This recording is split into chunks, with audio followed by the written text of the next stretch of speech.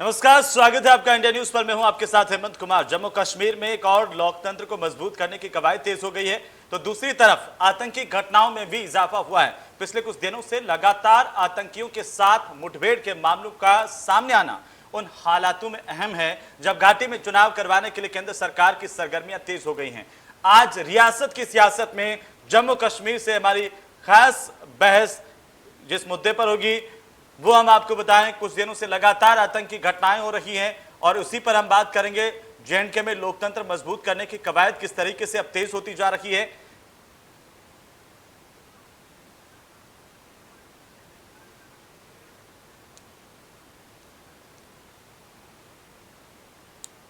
तो चलिए अब सीधा रुख करेंगे जम्मू कश्मीर का, जहां पर हमारे वरिष्ठ सहयोगी अजय जांडियाल जी मौजूद हैं। Over to you sir. शुक्रिया। और जम्मू कश्मीर के इस खास शो में आप सभी का स्वागत है। और खासतौर से अगर बात की जाए तो पिछले कुछ दिन सरगर्मियां तेज हुई हैं, पाकिस्तान की चिंताएं बढ़ गई हैं। अगर आप देखें तो चाहे वो कश्मीर हो चाहे वो जम्मू में हो, लगातार आतंकी गतिविधियों में तेजी आई है। इसमें कोई शक नहीं कि फरवरी के आखिरी सप्ताह में कुछ महीने पहले पाकिस्तान और भारत की सेनाओं के बीच डीजीएमओ लेवल टॉक्स हुई और उसमें यह फैसला हुआ कि पाकिस्तान अब युद्ध विराम नहीं करेगा, युद्ध विराम का उल्लंघन नहीं करेगा। मगर उसके बावजूद पाकिस्तान की जो रणनीति है उसमें कोई बदलाव नहीं आया है। पाकिस्तान लगातार सरहद के पार से एलओसी के दूसरी तरफ से घुसपैठ करवाने की हर मुमकिन कोशिश कर रहा है। अगर पिछले कुछ दिनों की बात करें तो लगभग आधा दर्जन पर जो है घुसपैठ की कोशिशें पाकिस्तान की तरफ से एलओसी पर हो चुकी हैं। अंतर्राष्ट्रीय सीमा पर घुसपैठियों को मार गिराया गया है। आपको बताऊं, नौशहरा और सुंदरबनी सेक्टर में पाकिस्तान की तरफ से आए घुसपैठियों को भारतीय सेना ने मार गिराया और 5 आतंकी वहां से जो है उनके शव बरामद किए गए। और कोशिश ये थी कि वहां से बड़ी मात्रा में हथियार और गोला बारूद लेकर पाकिस्तान से आतंकी जम्मू कश्मीर पहुंच सके और यहाँ पे एक बार फिर से शांति को भंग किया जा सके। कश्मीर में भी जब प्रधानमंत्री के ऑल पार्टी डेलीगेशन के साथ मीटिंग हुई उसके बाद कश्मीर में लगातार आतंकी हमले तेज हुए, जिसके बाद सुरक्षा बलों ने भी मोर्चा संभाला और जहां जहां आतंकियों के ठिकाने, जहां जहां आतंकियों की जानकारी मिली वहां पर ऑपरेशन चलाकर दर्जन पर आतंकियों को मार गिराया, जिनमें कई टॉप कमांडर भी शामिल हैं। मगर अब नई चिंता जो इस वक्त हुई सुरक्षा बलों के लिए है वो ये है कि पाकिस्तान आतंकियों की मदद जो है नए लिहाज से कराए, यानी कि ड्रोन, यानी कि तकनीक का इस्तेमाल करके पाकिस्तान अब सरहद के पास से अंतर्राष्ट्रीय सीमा हो, यहाँ पे लाइन ऑफ कंट्रोल के इलाके से ड्रोन के जरिए हमले की प्लानिंग कर रहा है। ड्रोन के जरिए हथियारों को स्मगल कर रहा है। पिछले कुछ समय में दर्जन भर ड्रोन जो है स्पॉट किए गए हैं एयरफोर्स स्टेशन पर। जब ये हमला हुआ उसके बाद चिंताएं और भी गंभीर हो जाती हैं, क्योंकि एयरफोर्स स्टेशन जो है सबसे संवेदनशील इलाका है जिसे टारगेट किया गया है जो है वो सरहद पास है। क्योंकि इनिशियल रिपोर्ट यही कह रही है कि सरहद के पास से ड्रोन को यहाँ एयरफोर्स स्टेशन पर भेजा गया और इस एयरफोर्स स्टेशन पर 2 जो है आईडीज जो है वो ड्रॉप की गई, जो प्रेशर आईडीज थी। जब भी जो आईडी जो है नीचे जब जमीन पर गिरी, एक छत पर गिरी जिससे वो नुकसान हुआ, दूसरी जमीन पर गिरी जिससे जो है हालांकि कोई ज्यादा नुकसान नहीं हुआ, मगर ये बताता है कि कहीं ना कहीं सुरक्षा बलों के लिए चुनौतियां और भी ज्यादा हो जाती हैं। इसी पर खास बात करने के लिए हमारे साथ जम्मू कश्मीर के पूर्व डीजीपी एसपी वैद साहब जुड़े हुए हैं। और आपको बता दूं कि एसपी वैद साहब 2016 से लेकर 2018 में जो सबसे पीक समय रहा है पिछले कुछ सालों में देखते हैं आतंकवाद का जम्मू कश्मीर में, उस वक्त डीजीपी रहे हैं जम्मू कश्मीर के। और उसके अलावा उनका अनुभव जो है जम्मू कश्मीर पुलिस में बहुत ज्यादा है और खासतौर पे वो हमारे साथ जुड़े हैं इस पे बात करने के लिए। वैद साहब, आप सुन पा रहे हैं मुझे?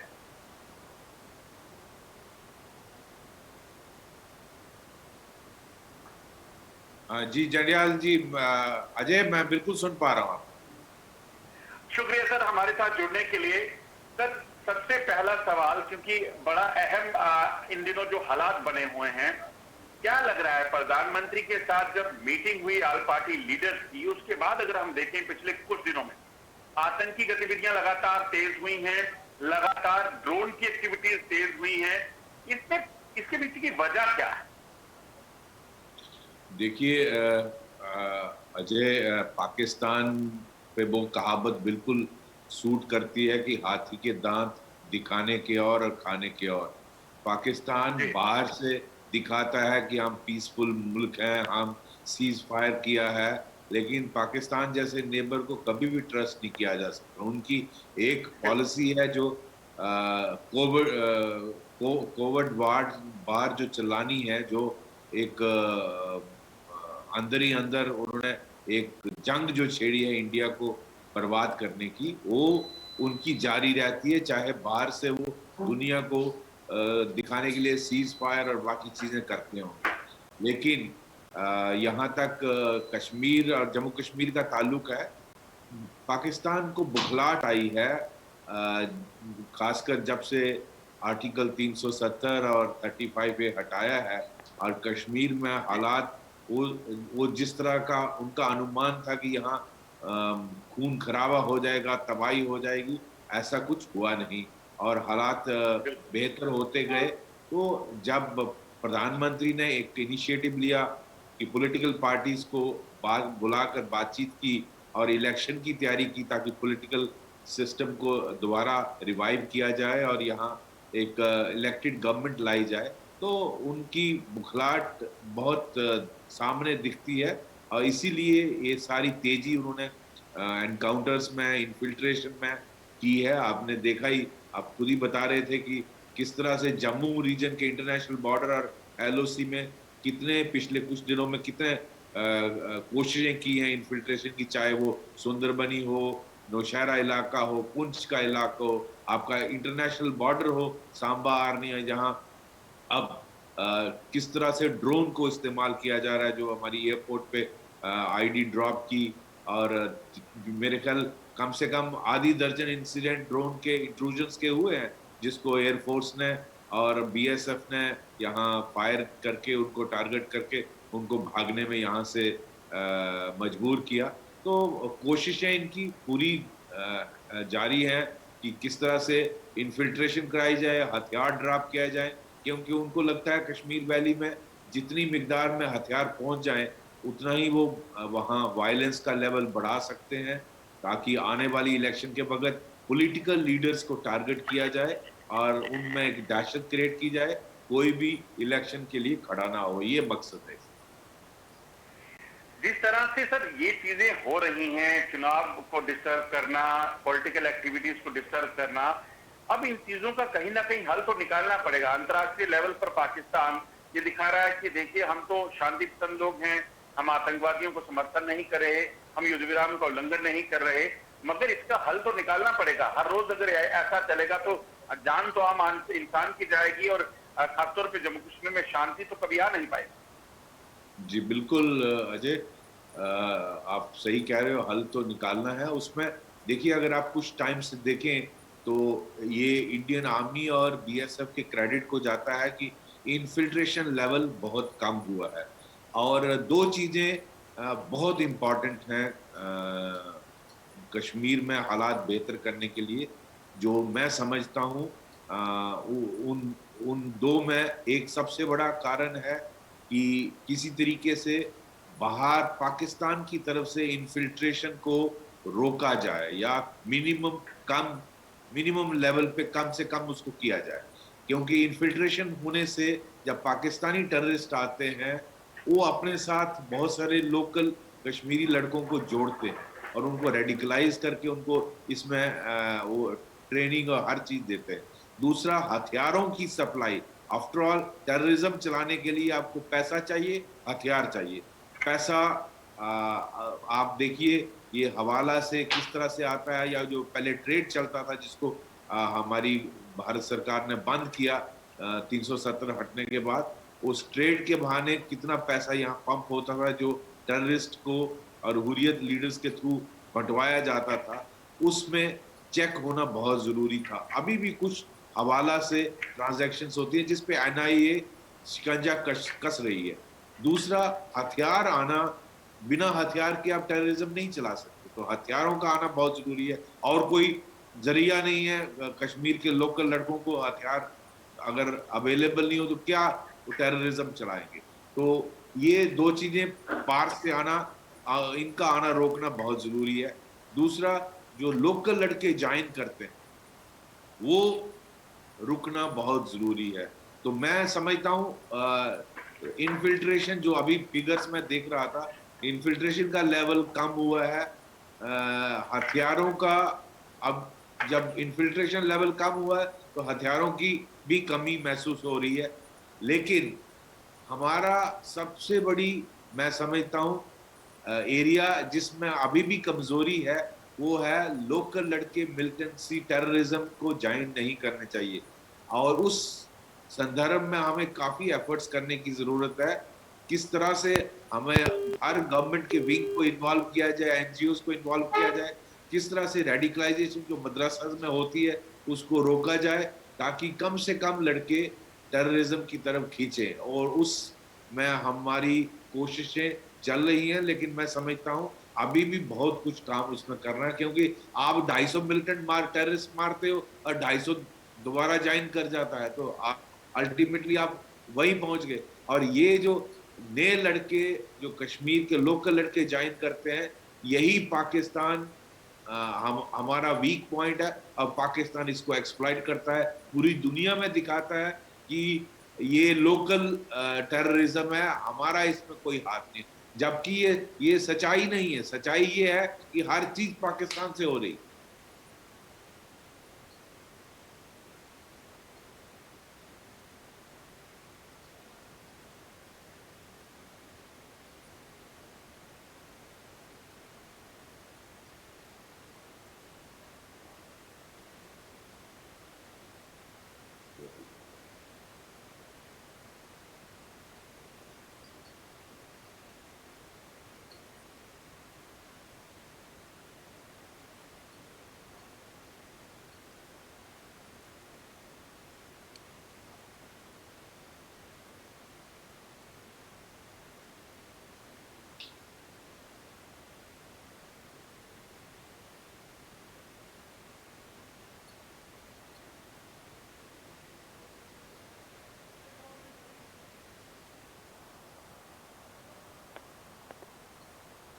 वैसा जी, वैसा एक चीज और जानना चाहूंगा, जैसे आपने कहा कि नए रिक्रूटमेंट जो है उसको रोकना पड़ेगा।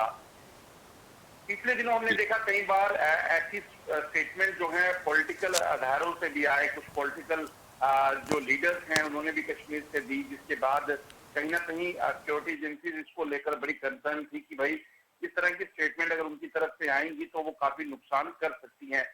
क्या लगता है जम्मू कश्मीर में जो लोग बड़े इंपॉर्टेंट पोजीशंस पर रहे हैं, बाद में वो पावर से बाहर चले गए, उनकी तरफ से इस तरह की स्टेटमेंट देना, चाहे वो टेररिज्म को लेकर हो, पाकिस्तान को लेकर हो, वो कितनी खतरनाक हो सकती है और कितनी खतरनाक पहले रही हैं? देखिए अजय, मेरा तो ये मानना है कि पॉलिटिक्स अपने खुद गर्जी के लिए नहीं होना चाहिए। पॉलिटिक्स आप लोगों की भलाई के लिए करते हैं, चाहे आप किसी भी पार्टी से ताल्लुक रखते हैं। आप अपने प्रोग्राम्स और वो बताइए ना, आप क्या डेवलपमेंट करना चाहते हैं, क्या लोगों का भला करना चाहते हैं, आप क्या बड़े बड़े प्रोजेक्ट्स लाना चाहते हैं। लेकिन आप भड़काऊ बयान देंगे और उससे लड़कों को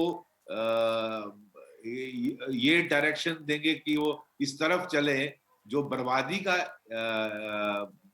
रास्ता है, उसमें अल्टीमेटली देखिए आम आदमी तो पिसता है, उसके बच्चे जिस परिवार से बच्चा टेररिस्ट बनता है वो तो बर्बाद हो गया, उसका बेटा तो मारा जाएगा और वो परिवार फिर बर्बाद होता है। तो ये चीजें मैं समझता हूँ हर एक पॉलिटिकल पार्टी को ध्यान में रखना चाहिए कि हम मैं इनफैक्ट पीछे ये बोल रहा था कि ये जो 2 साल हमारे गुजरे जब से आर्टिकल 370 हटाया है, इसमें एक इंट्रोस्पेक्शन का पीरियड था, ये आत्म चिंतन का पीरियड था।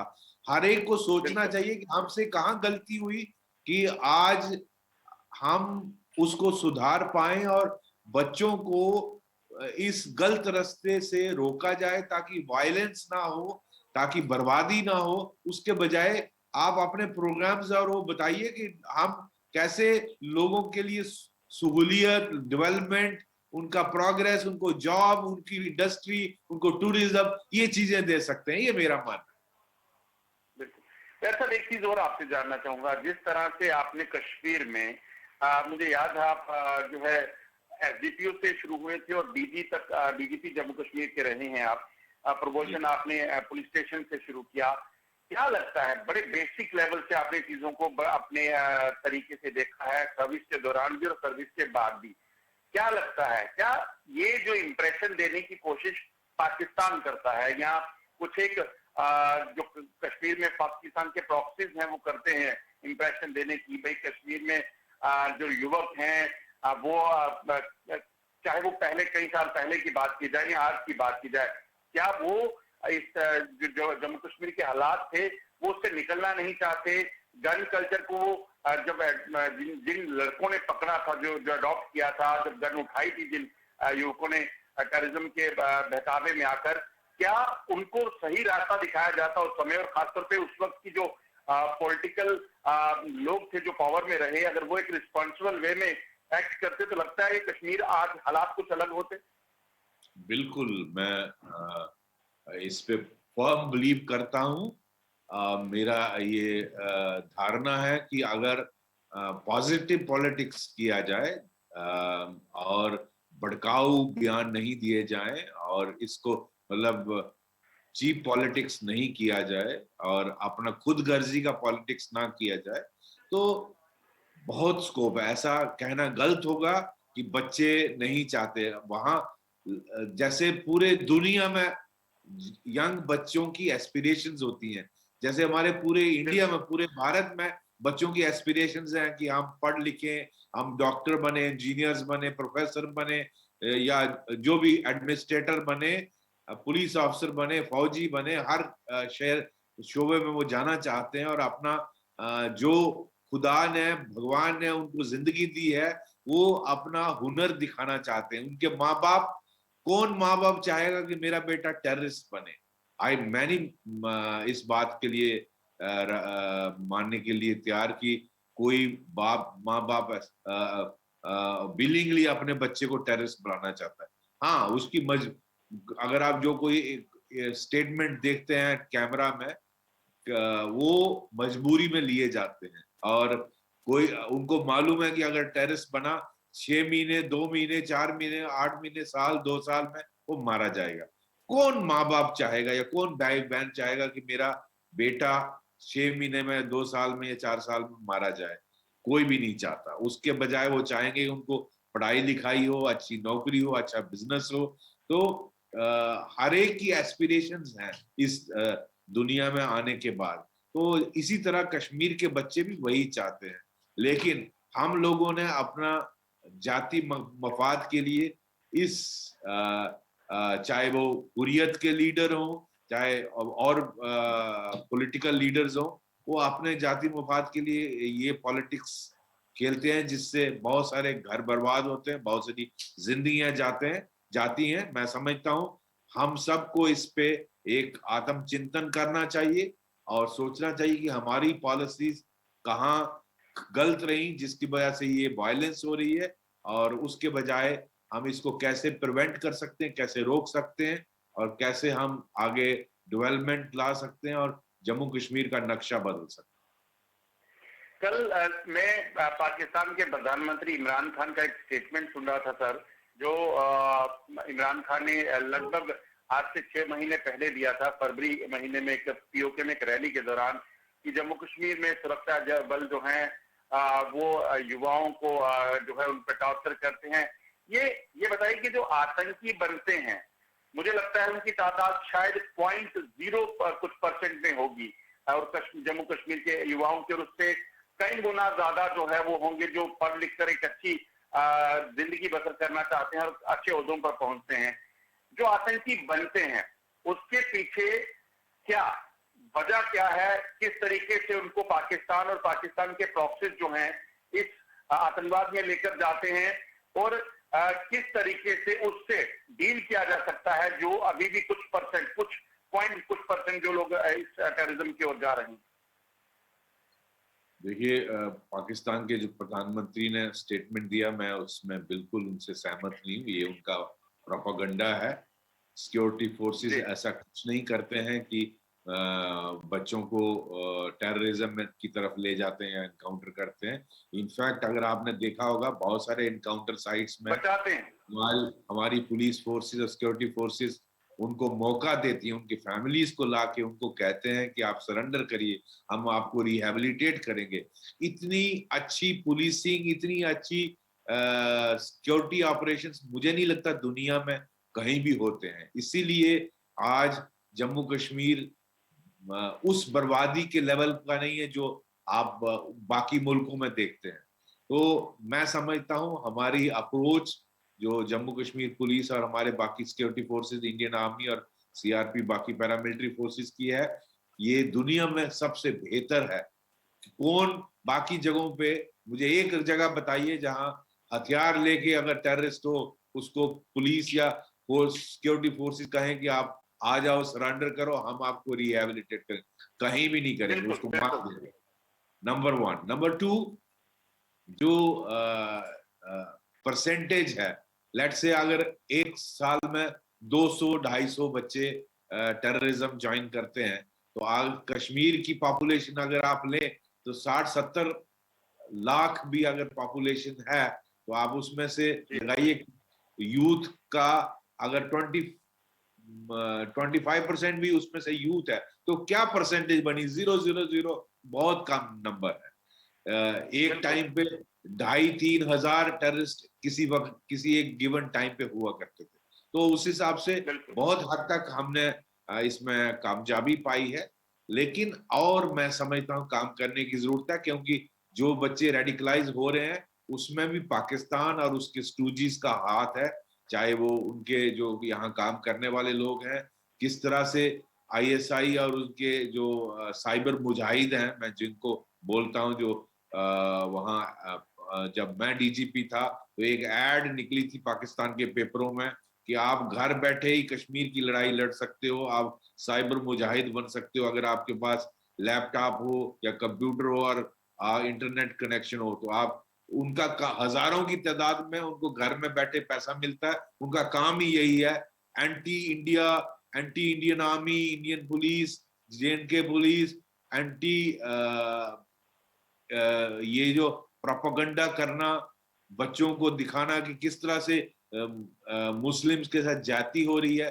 एक इंसिडेंट अगर कहीं क्रिमिनल इंसिडेंट हुआ है, जैसे किसी कहीं गाय मारी है और उस पे किसी को कुछ क्रिमिनल्स ने मिलके किसी आदमी को लिंच कर दिया, तो वो बार बार दिखाया जाता है। वो एक क्रिमिनल एक्ट है, उसमें कोर्ट्स ने उनको सजा दी है। ये कई जगह ऐसा भी हुआ है जहां मुस्लिम्स ने हिंदू को मार दिया। इतने बड़े मुल्क में इंसिडेंट होते हैं जहां एक नॉर्मल क्रिमिनल एक्ट है, उसमें उनकी बाकायदा पुलिस एक्शन होता है और कोर्ट में उनका केस चलता है, उसको सजा मिलती है।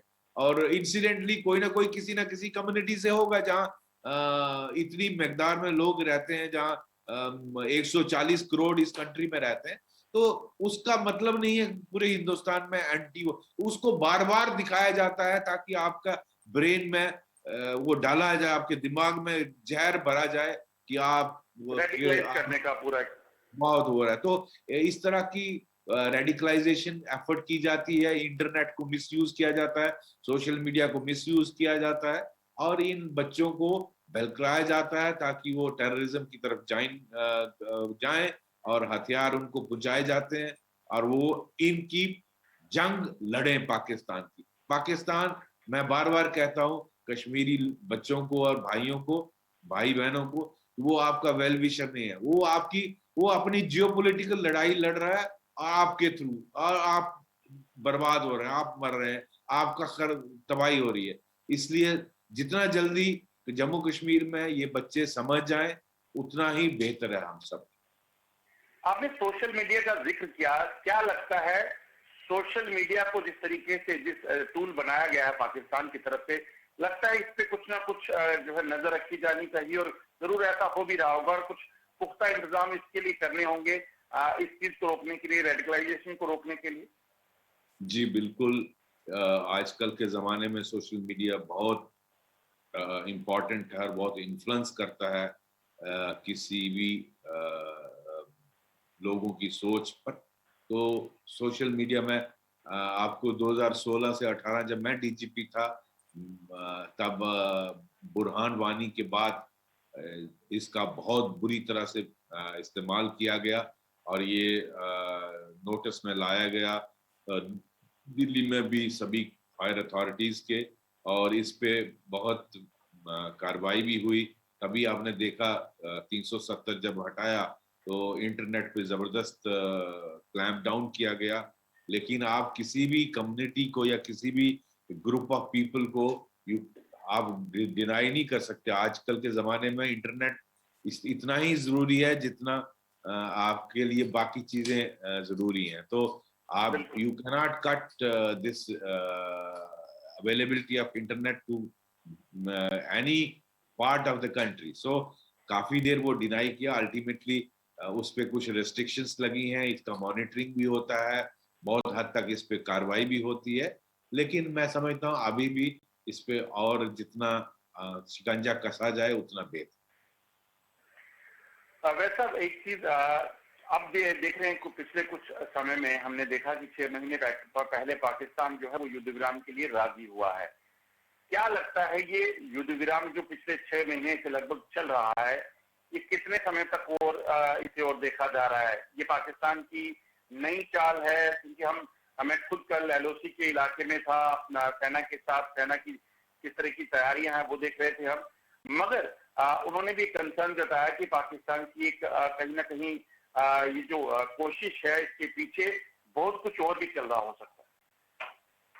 देखिए, पाकिस्तान इस वक्त पूरी तरह से बिजी है अफगानिस्तान में जो हो रहा है। आप देख रहे हैं अफगानिस्तान के हालात, खासकर अमेरिका के फौज विड्रॉ करने के बाद, वापसी के बाद वहाँ तालिबान किस तरह से जगह जगह पे कब्जा और अटैक कर रहा है, और अफगानिस्तान की जो सिक्योरिटी फोर्सेस हैं उनसे झड़पें हो रही हैं जगह जगह, और वहाँ ऑलमोस्ट सिविल वॉर जैसी सिचुएशन है, आपने देखा ही है। तो पाकिस्तान जो उनको ये जो अफगानिस्तान में हो रहा है, ये उनकी एक प्लानिंग थी कि उनको स्ट्रेटेजिक डेप्थ मिले ताकि वो उससे फायदा उठा सके, और ये उनकी उसी पॉलिसी का हिस्सा है।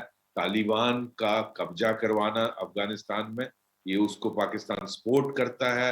इनफैक्ट अफगानिस्तान के हायर जो सीनियर लोग हैं उनके स्टेटमेंट्स हैं कि किस तरह से तालिबान को पाकिस्तान हथियार देता है और मदद करता है, ताकि वो चाहता है कि अफगानिस्तान में तालिबान का राज हो जाए, उनका रूल आ जाए, ताकि पाकिस्तान को जो डेप्थ चाहिए स्ट्रेटेजी वो मिले। और बाकी ये जो हमारा युद्ध विराम का आप बात कर रहे हैं, पाकिस्तान मैं समझता हूं करनी और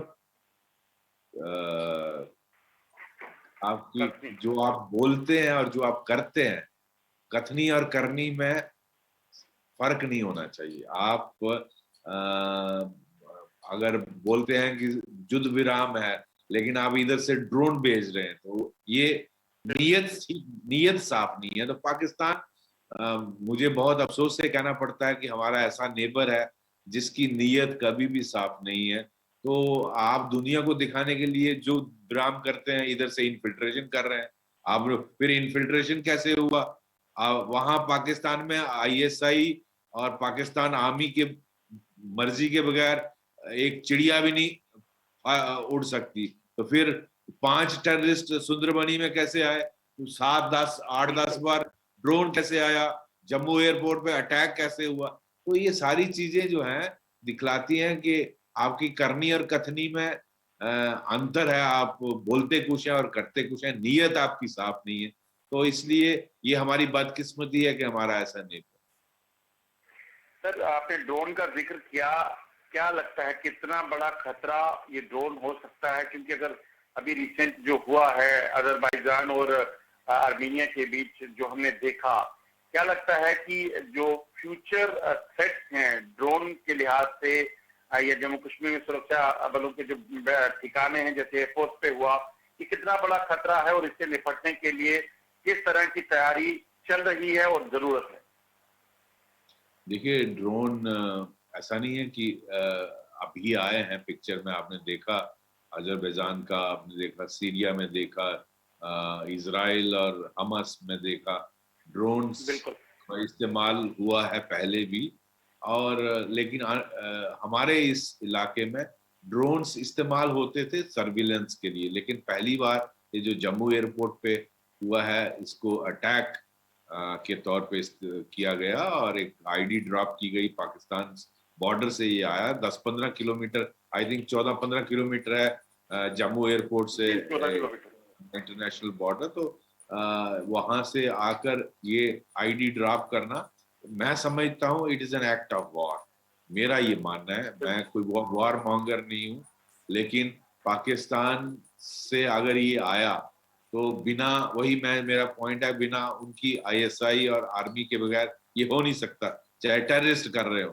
तो वो आप क्या चाहते हैं कि you will send drones and attack Indian security establishments? आप एयरपोर्ट को या एयरफोर्स को या जो हमारे डिफेंस एसेट्स हैं उसको अटैक करेंगे तो इंडिया चुप रहेगा? तो मैं समझता हूँ यही टेक्नोलॉजी इस्तेमाल करके अटैक करना चाहिए उन ठिकानों को जहां टेररिस्ट की ट्रेनिंग होती है। और इसके लिए जो नेसेसरी कदम है वो टेक्नोलॉजी का आंसर टेक्नोलॉजी ही होता है। तो उसके लिए मैं समझता हूँ कदम लिए जा रहे हैं। मैं उनको एलेबोरेट करना यहाँ नहीं चाहूंगा, चाहे वो लेजर हो या बाकी टेक्नोलॉजीज हो, उनका इस्तेमाल किया जाएगा। इंडिया चुप नहीं रहेगा। तो क्योंकि हमारे पूरे all along the LOC and IB we have a lot of defense assets, you can't allow them to be damaged. अगर ऐसा अटैक कोई बड़ी भारी मिकदार में हुआ तो it will be taken as an act of war. This should be conveyed very clearly to Pakistan. हाँ, fortunately जो जम्मू एयरपोर्ट पे हुआ उसमें इतना नुकसान नहीं हुआ, लेकिन आइंदा के लिए पाकिस्तान को एक वार्निंग राइटिंग में जानी चाहिए कि you better be careful, we will give you befitting reply. Pakistan तो सर इस तरह के हमलों के लिए, चाहे वो उड़ी हुआ, चाहे वो पुलवामा हुआ, चाहे वो पठानकोट हुआ, पाकिस्तान कभी ऐसा मानता नहीं। और ऐसा ही इसमें भी होगा, अगर इन्वेस्टिगेशन में पाकिस्तान का नाम साफ भी हो जाता है, पाकिस्तान मानेगा नहीं।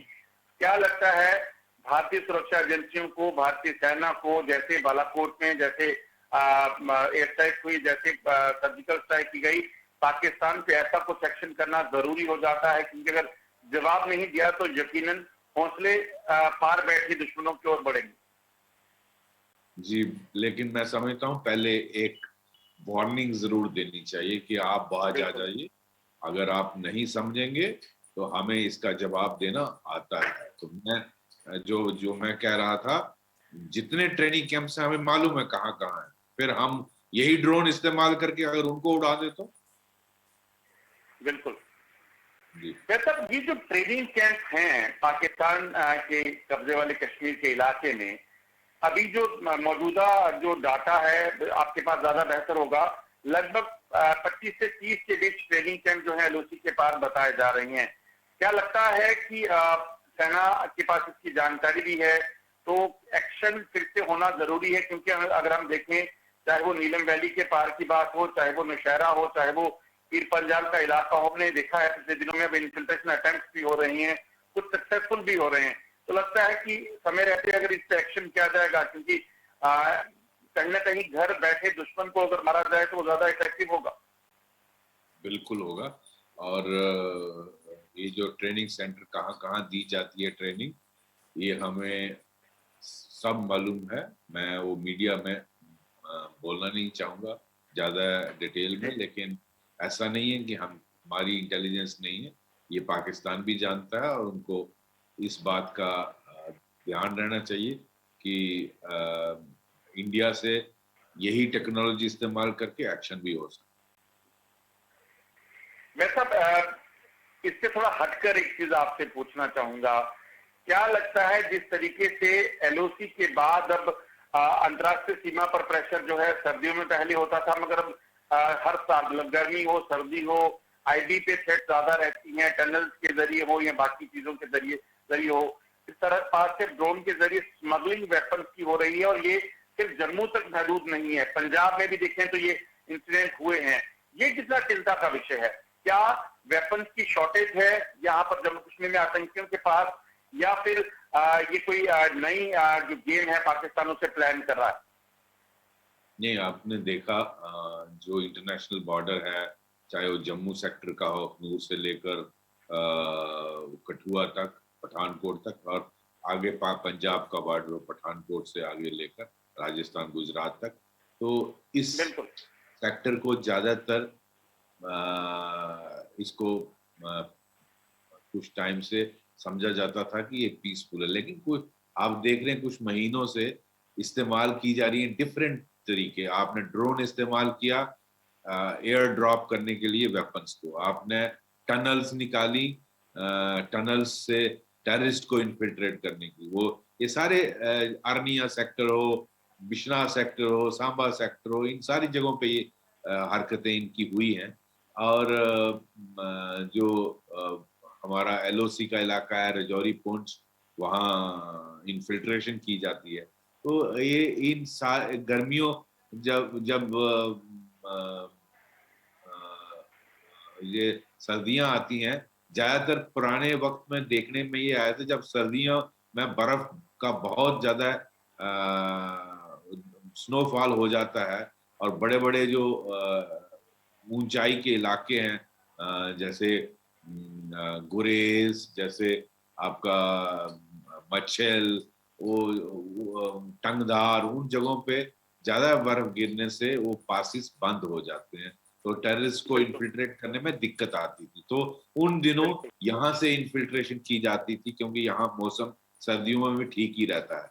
लेकिन अब वो बात नहीं है। अब बेसिकली कश्मीर में, मैं जैसे पहले कह रहा था, हथियारों की कमी महसूस हो रही है, तो उसको रिप्लेनिश करने के लिए ये कोशिशें की जाती हैं कि किसी तरीके से यहाँ से टनल से या फेंस काट के या ड्रोन से हथियार या कुछ टेररिस्ट पंप इन किए जाएं, ताकि कश्मीर में उनको सपोर्ट मिले। तो ये बेसिकली उसकी तरफ, इसको इस्तेमाल पहले भी किया जाता था ड्रग्स स्मगलिंग के लिए, और उसका भी आपने देखा पंजाब बॉर्डर में ड्रग्स पंप की जाती हैं इंटरनेशनल बॉर्डर के थ्रू, चाहे राजस्थान का बॉर्डर हो, पंजाब का बॉर्डर हो, और ये स्मगलिंग के लिए इस्तेमाल किया जाता है। इसी तरह टनल्स निकाल के, या फेंस्ड बॉर्डर, पहले तो बॉर्डर फेंस नहीं होता था, हम कुछ टाइम से भारत ने सारा आईबी सेक्टर जो है पूरा फेंस कर दिया, इंक्लूडिंग एलओसी,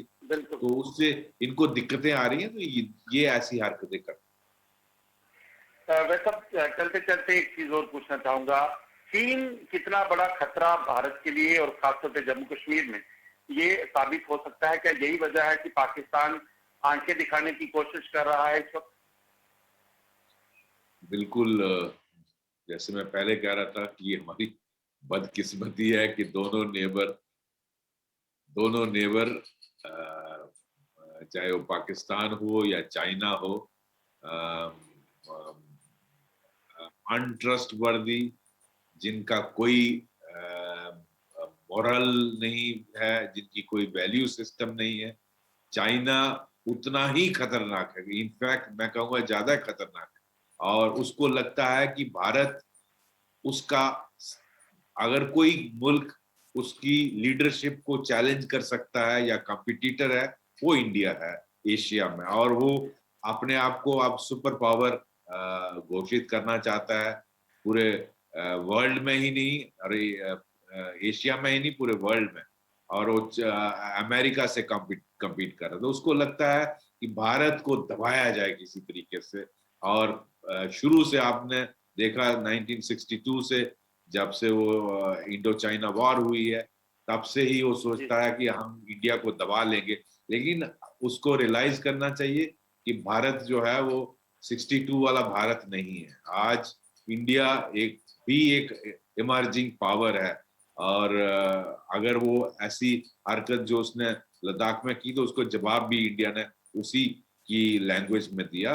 हाँ, टेक्नोलॉजिकली और otherwise it may be superior to India, but India में मैं बता दूं, जो हमारा जो मनोबल है और हमारा गौरव है, उसका मुकाबला चाइना को आसानी से करने में इतना आसान नहीं होगा। उनको दिक्कतें जरूर आएंगी और इंडिया उसको फिटिंग रिप्लाई दे।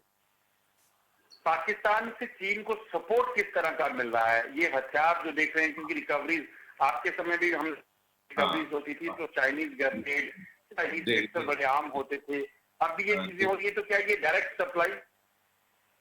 देखिए, पाकिस्तान और चाइना का नेक्सस पूरी तरह से है और पाकिस्तान को चाइना इस्तेमाल करता है कि इंडिया को वीकन किया जाए और इसीलिए पाकिस्तान आंखें दिखाता है। मैं आपको बता दूं, क्योंकि उन दोनों का, दोनों इविल पावर्स हैं, दोनों का नेक्सस है कि इंडिया को वीक किया जाए।